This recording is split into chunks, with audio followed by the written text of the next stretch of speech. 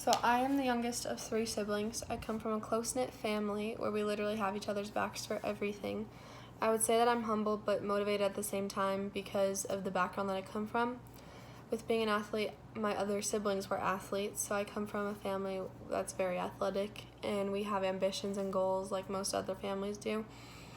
And I bring these goals and ambitions into the classroom and on the volleyball court. So an experience that has made me appreciate my life more than I ever did in the past was losing my grandpa in January due to Alzheimer's disease. He also taught me to work for what I want and that nothing is granted for me. I believe that because of losing him, I'm more appreciative of my family, my schoolwork, and my favorite sport to play, which is volleyball. With this experience, I have realized that my self-esteem is better than what it used to be. I rely on my parents and close friends to guide the way for me, and I can trust them rather than freaking out and not having a situation or a solution to anything.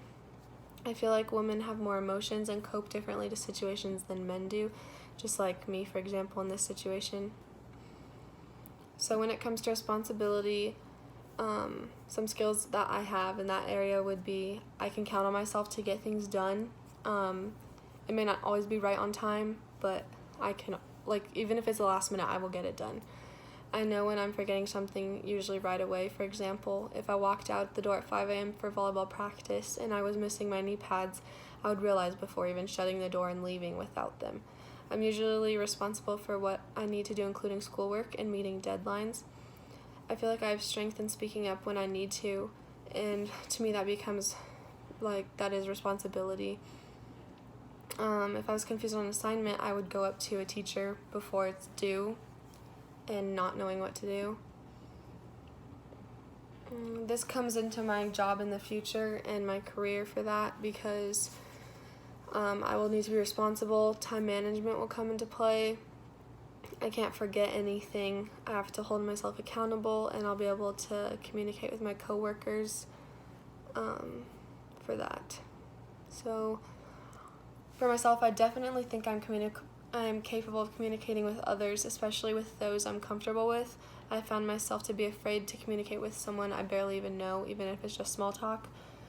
I find myself insecure, which when it comes to meeting new people, I'm extremely shy, and that's the reason why I communicate poorly to people I don't talk to very much. However, once I adapt to someone, you cannot get me to shut up. If I was forced to communicate with a student in my class that I didn't know nothing about, I would freeze because that's just who I am.